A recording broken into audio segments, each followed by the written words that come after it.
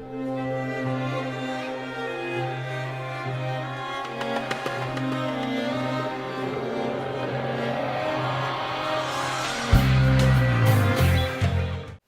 lead for the new generation. It's like if Toko had fucked Parasite and gave birth Fear 3 style to a handcrafted fever dream from a really big fan of Darker Than Black and Full Metal Alchemist, which then gets spliced with Gantz and seasoned with Devil May Cry. This is some insane fucking shit. And I love it. Originally conceived as a 12-episode series following the original manga in 2014, it was continued last year as Tokyo Ghoul Square A, which follows a new original story. As of this video, the third season is announced, but nothing has been released. It'll reportedly rejoin the manga's original arc, and they saying it's going to be the realest Tokyo Ghoul has gotten. But that's what they said about Psycho-Pass Season 2, and look what the fuck happened there. And though people might say some things about Square A, but I actually defend it as being a pretty good continuation of the character development of the main cast. And I'll get to that in a sec, but I will give you the confusion over the title. Like what? Do you want me to solve for A? Any more info you can share? No! I won't let that happen! Oh. Okay. I see. You fucking up on the title already put you in some hot water with these weebs. You can't do anything right! I'm well aware. Okay, it might be because I've been recently reacquainted with Evangelion, but holy shit does the main character Kaneki remind me of Shinji. Like, wow, does this kid reek of Shinji. Are you alright, Kaneki? Yeah, I am now. Giggity giggity. Giggity goo. Though, to be fair to Kaneki, he doesn't get a convoluted monologue and a round of golf clapping to signal to audiences that he's had a character change. Kaneki has a highly immersive and deeply harrowing story. Also, and I want to emphasize this, say what you will about the series as a whole, but as far as opening episodes go, I feel that Tokyo Ghoul has a masterpiece on its hands. Flash, flash, flash, flash, flash, flash, flash, flash, flash, flash, flash. The animation, coloring, script, direction, voice acting, sound design.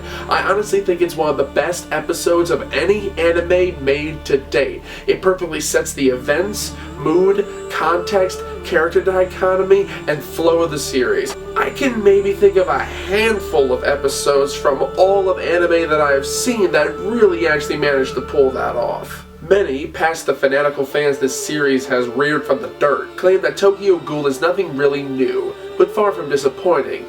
And to the end of that argument against the show's premise and tropes, they're quite right.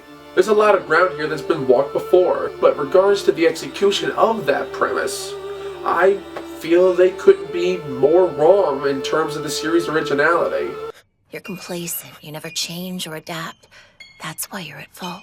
This is a series following two primary collections of characters in Tokyo. One of ghouls, which are humanoid beings who survive by eating human flesh, and another a corps of human investigators named doves, charged with rooting out and destroying all ghouls. Though ghouls are far superior in their strength, agility, and sense attunement, the elements separating ghouls from humans are their ability to regenerate and their kagune, which are individually unique supernatural predatory organs, and yes, most of them just look like multicolored tentacles.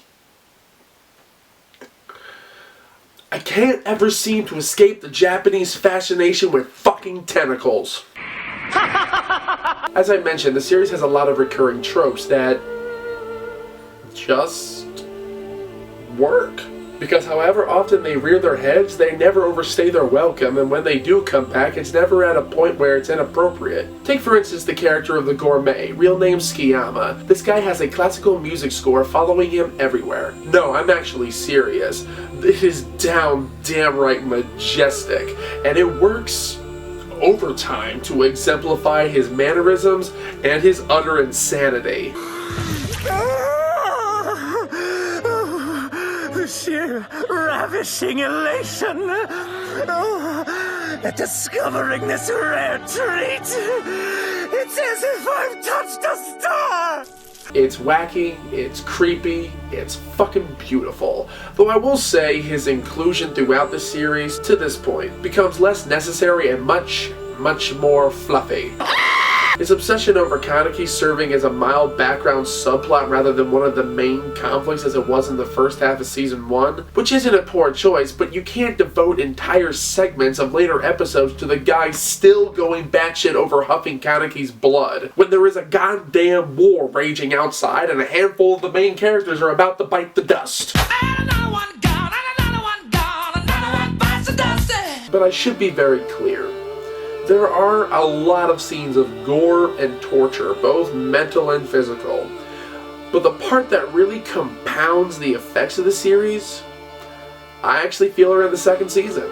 Nah, hear me out, you manga purists and anime addicts. We get a front row seat to the depressing reveals Tokyo Ghoul throws at us in the second season. Where the first season had taken notes from psychological horror anime like Elfen Lied, Future Diary, the second is straight out of Evangelion, which is why I've gotten so many Shinji feels throughout the show. And this is a spoiler warning, but the series also boasts some of the most fully developed and engrossing character arcs, and for some, deaths that I have seen that will also make you ooze all the feels you never thought you would feel, and now you feel bad because you felt them. The challenges and tests each character has to endure by external and internal forces are quite textbook in their formulation. Self-doubt, low self-esteem, coming to grips with oneself or succumbing to the black holes that are our emotions, the inevitable who is the real monster here scenario. You made us all into monsters. Again, the series has a lot of reoccurring tropes, and tropes that have been around in anime and storytelling in general for a long time.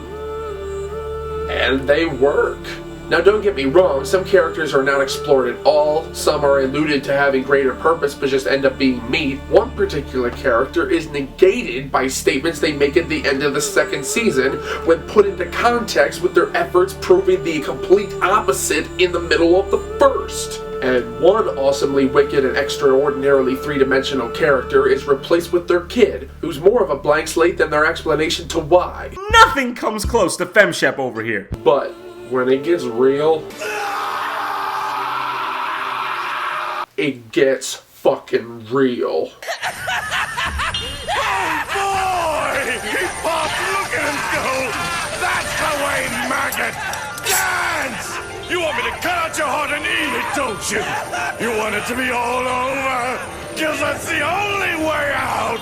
Beg me for death! But because it really doesn't press the envelope in the ways that most anime snobs like myself expect of the latest breed in the horror genre, the response is divided. But I love it. Like I said, there are some formulaic bits, there are some very familiar narrative undertones, but overall I think the whole of the series is quite grand. Tokyo Ghoul's director Shuhei Morita had directed the Oscar-nominated short film Possessions, which had been released as part of the anthology film Short Piece in 2013, and teaming up with the animation house Piro, released some of its best work since Yu Yu Hakusho and Saiyuki.